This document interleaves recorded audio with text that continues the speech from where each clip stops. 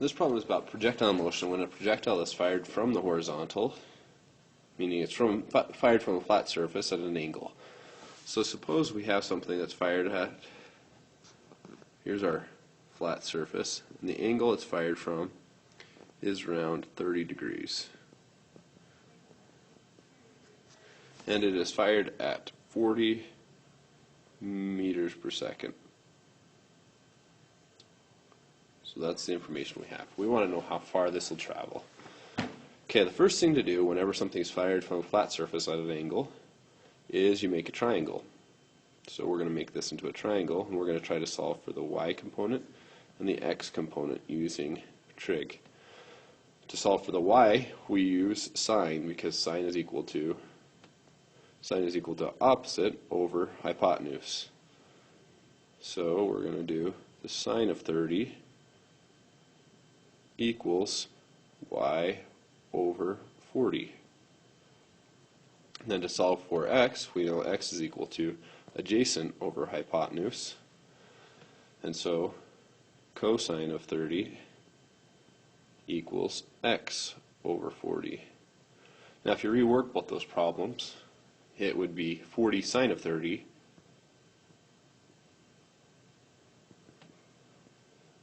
equals y, and 40 cosine 30 equals x. And then we find out that the 40 cosine of 30 is equal to 20, and 40 sine of 30 is equal to 20, and 40 cosine is equal to 34.6. So that makes x equal to 34.6 meters per second here. We'll fix that there.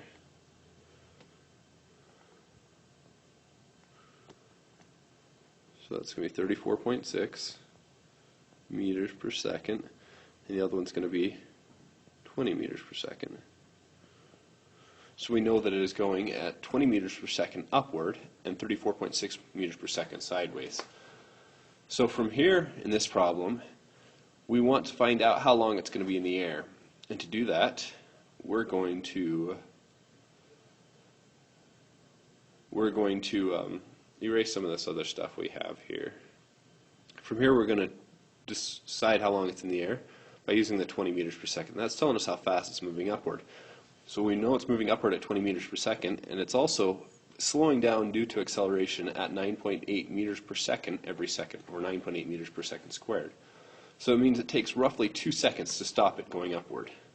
If we do 20 divided by 9.8, it's going to give us, 2.04.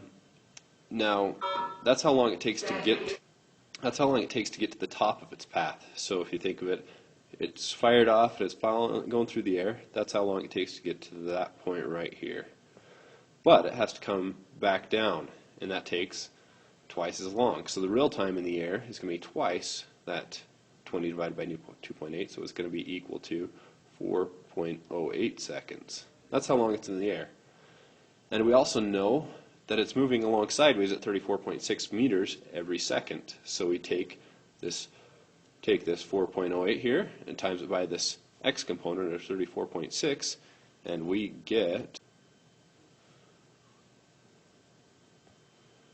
get this number right here, 141.16 meters.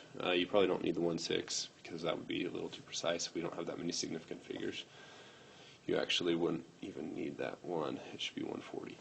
But the idea is, that's the process you go through to find out the distance in projectile motion.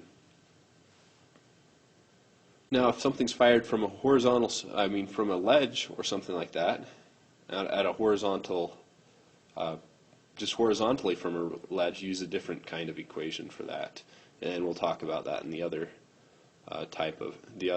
tutorial.